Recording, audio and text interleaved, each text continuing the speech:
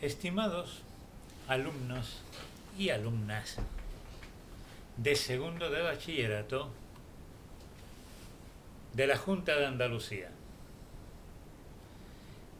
estamos todos confinados en un pozo de potencial. Ya lo entenderéis cuando lleguéis a la cuántica, que es de los últimos temas. Entonces, en este vídeo vamos a dar lo que hasta ahora, en esta época, en años normales, debería de haberse dado. O sea, en el segundo trimestre hay que llegar hasta ondas. Ondas, movimiento armónico simple. Entonces vamos a explicar las ideas fundamentales del movimiento armónico simple, también llamado vibratorio armónico simple, oscilatorio, tiene muchos nombres. Entonces, las ideas básicas las daremos aquí y espero que sirva pues como ayuda a preparar la selectividad, que tampoco se sabe cuándo es. El movimiento armónico simple es el de los muelles. Ahí tenemos un muelle. No es armónico simple, porque el movimiento armónico simple se debe a una fuerza elástica, y hay, aparte de la fuerza elástica del muelle, hay una fuerza gravitatoria. No sirve, no es un movimiento armónico simple, es un muelle colgado que sube y baja. Lo mismo, un bloque atado a un muelle que tiene rozamiento no es un movimiento armónico simple, porque tiene dos fuerzas, la elástica y la del rozamiento. Entonces vamos a empezar con un dibujo. El dibujo del movimiento armónico simple va a ser un muelle que se une a un bloque. Entonces oscila como esto, pero evidentemente solo por acción de una fuerza que se llama fuerza elástica, cuya ecuación es F igual a K por X. Es vectorial, pero como es en una dirección, vamos a prescindir de los vectores. Es la tercera fuerza central que vemos en el temario de segundo. Primera, campo gravitatorio, las fuerzas gravitatorias. Segundo, las fuerzas eléctricas. Fuerza magnética en determinadas condiciones. Y esta, que es la fuerza elástica. Los tres campos conservativos, excepto el magnético, los otros son conservativos, y el magnético no, porque una fuerza central suele ser una fuerza conservativa. Vamos a ver cosas que se pueden medir en este bloque. Primero, de las tres magnitudes fundamentales, masa, longitud, tiempo, tiene una masa. Le ponemos minúscula porque suele ser un bloque pequeñito.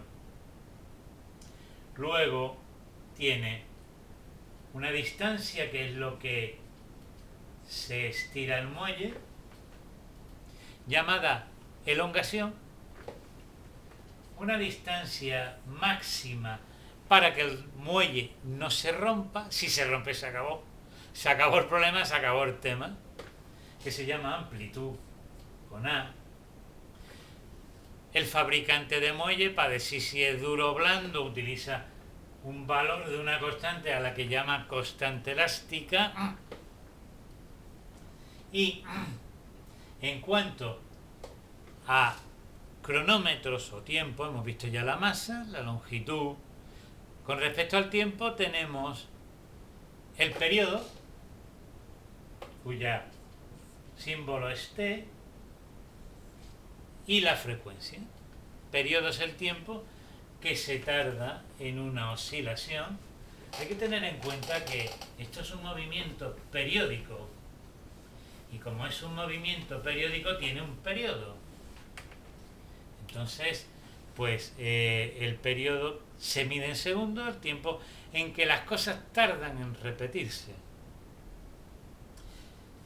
Frecuencia, el número de veces que se repiten en un segundo. ¿Cuál es la relación? Si en una oscilación tarda T segundos, en un segundo dará nu oscilaciones, y nu es la frecuencia. Lógicamente la frecuencia es la inversa del periodo. hemos definido magnitud y ya tenemos magnitudes, ya tenemos lo segundo, relaciones entre ellas. Vamos a ver en un ciclo la magnitud que se define en cada vuelta. Hemos visto la amplitud, vamos a repasar el periodo, la frecuencia, sus unidades de la frecuencia. Si es la inversa del periodo, lógicamente serían 1 partido por segundo, segundo menos 1, que también se llama hercio. Y vamos a ver lo que es 3 palabras, que son lo mismo: pulsación, velocidad angular, frecuencia angular. Porque en el fondo, tanto un pistón como una noria, como un objeto dando vueltas en una circunferencia, son lo mismo porque le corresponden las mismas magnitudes, W. ¿Y qué es W? Pulsación, ángulo recorrido dividido entre el tiempo en que se tarda en recorrerlo. Es una relación entre magnitudes y sería velocidad angular, que es omega, que es como una W gordita. Entonces, el ángulo en que se mide en radianes y el tiempo en segundos. Y ahora vamos a explicar lo que es la intuición física. La intuición física es para dónde se me va la mente cuando yo veo algo. Esa intuición se desarrolla haciendo mucho ejercicio y haciendo mucho número. Entonces se te va el cuerpo a aquello. Si hemos dicho que la velocidad angular es un ángulo partido por tiempo, y los tiempos son decimales todo, y es un lío, y los ángulos igual, ¿cómo consigo yo algo simple?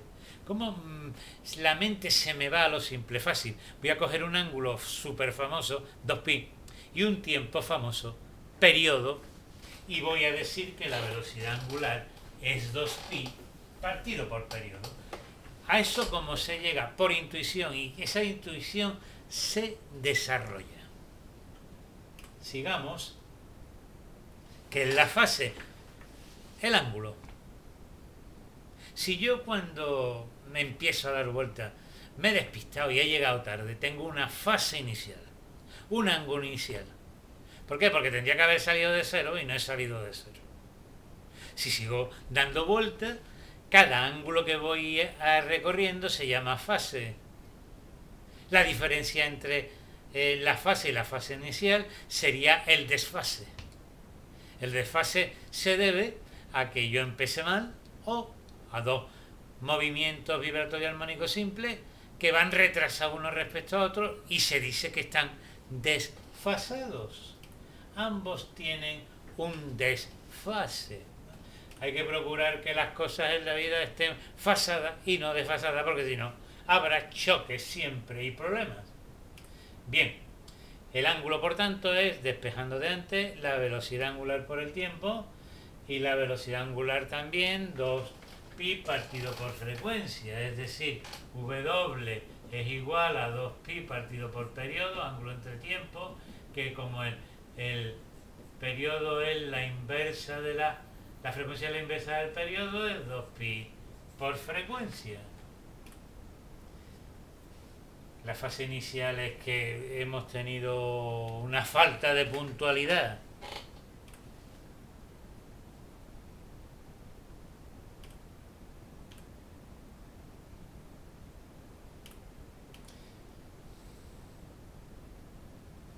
Entonces, de todos los distintos movimientos periódicos, vamos a coger la circunferencia porque es lo que nos va a dar la idea básica de lo demás.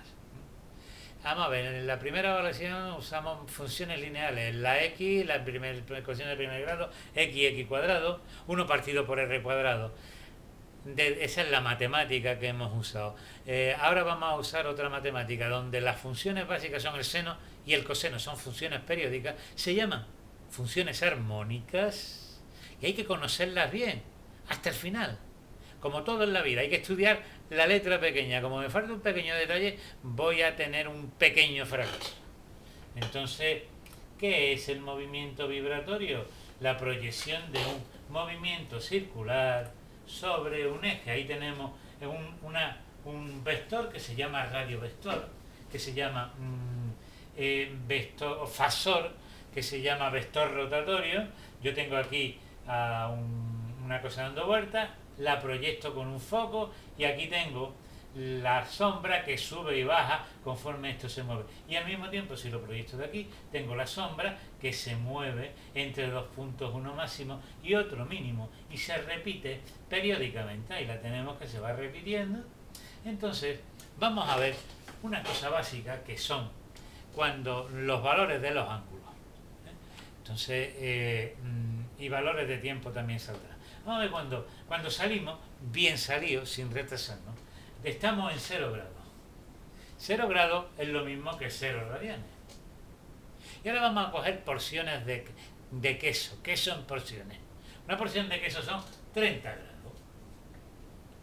Hay que saber que de aquí a aquí los dos extremos están desfasados en pi. Entonces, una porción de queso es pi partido por 6. 30 grados son pi partido por 6. Si avanzo un poquito, ahí tenemos el pi partido por 6. Una porción más son 60 grados. 60 grados es 2 veces pi partido por 6. Le añado otra porción y tengo 90 grados.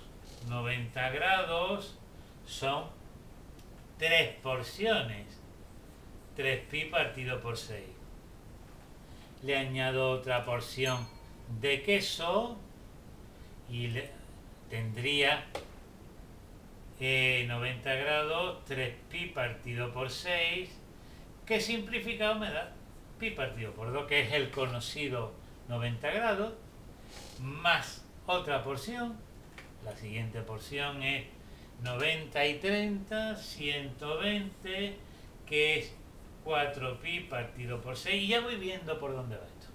1, 2, 3, 4, van de uno en uno. Más 30, 150, 5 pi partido por 6. No voy a hacer cálculos si ya he adivinado cómo va esto. ¿Para qué necesito hacer cálculo y más cálculo? 153, 180, 6 pi partido por 6, que es lo mismo que pi, lógicamente.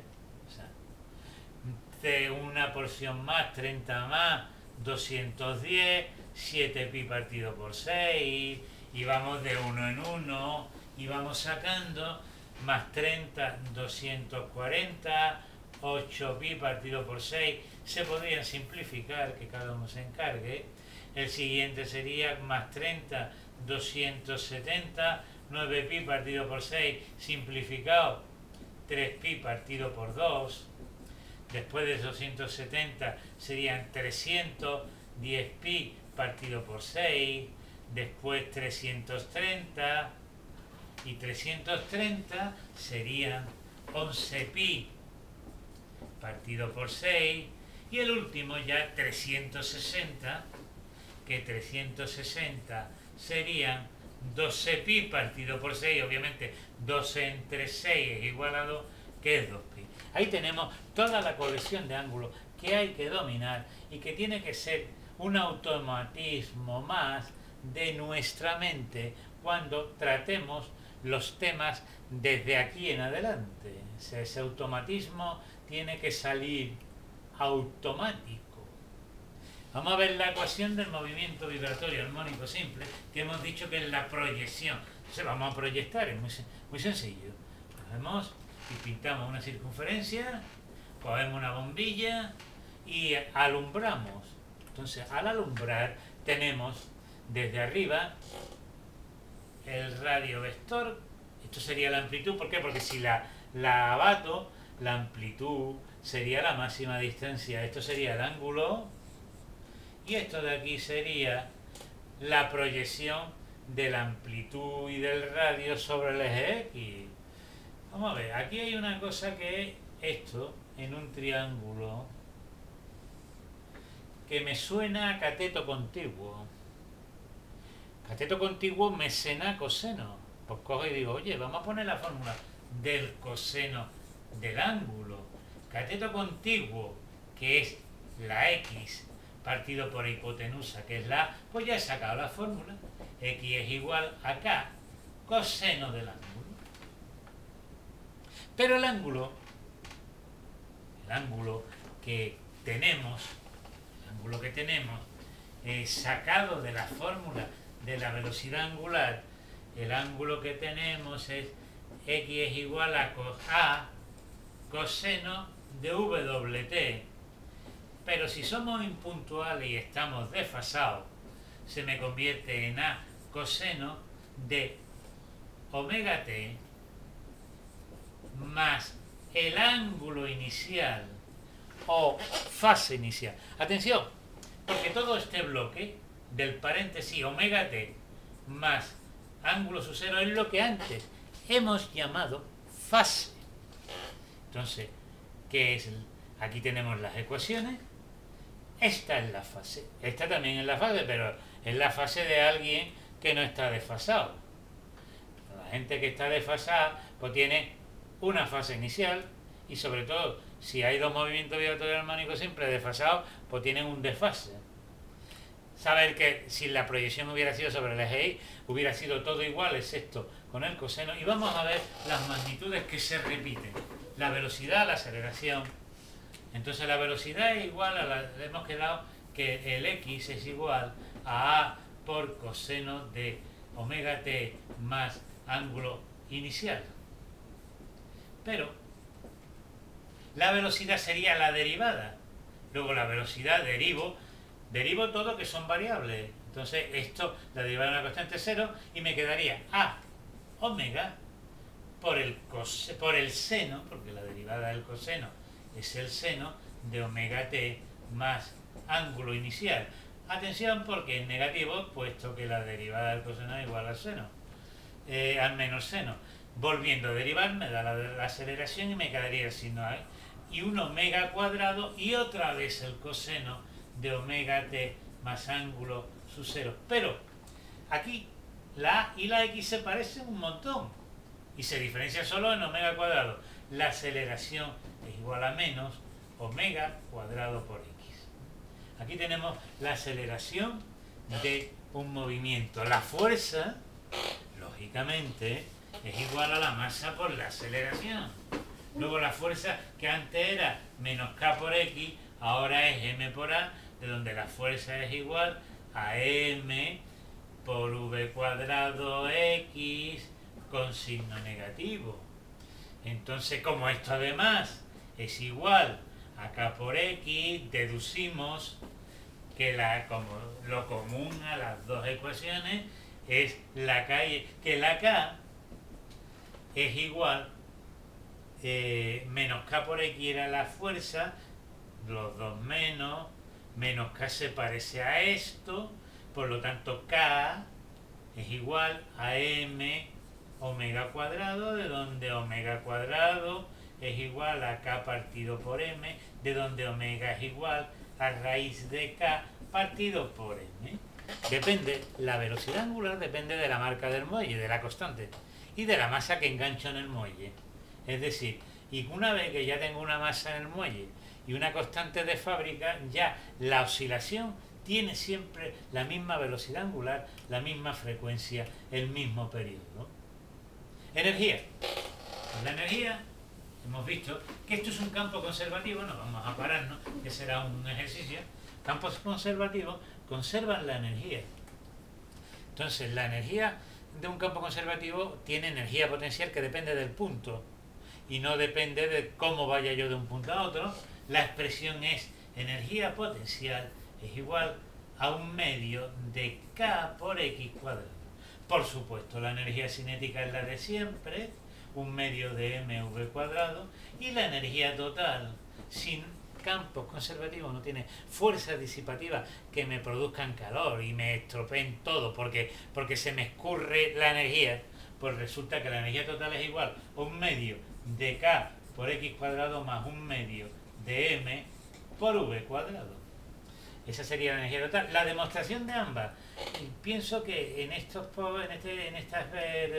exposición no viene a cuento, pero son actividades a hacer en posteriores vídeos. Hemos dado la idea general de todo lo que hay. Y atención, porque aquí hay un tema que es interesante. O sea, el maldito cuadrado desde el campo gravitatorio que está en el denominador a la energía cinética, a algunas energías potenciales, debe ser muy importante, porque hace que la naturaleza sea regular y previsible. Aquí hay una cosa que es la simetría de Emmy-Neller, es decir, cualquier simetría natural, algo que tú ves que es simétrico, tiene un principio de conservación. ¿Qué es simétrico? Que x menos x son equivalentes. Y un cuadrado, un cuadrado tiene la propiedad de que me inmuniza las cosas al cambio de signo. Un fenómeno físico que tiene un cuadrado me inmuniza al cambio de signo. Es decir, hay un teorema de conservación, hay una simetría. Bien, ya veremos cosas en la siguiente vez.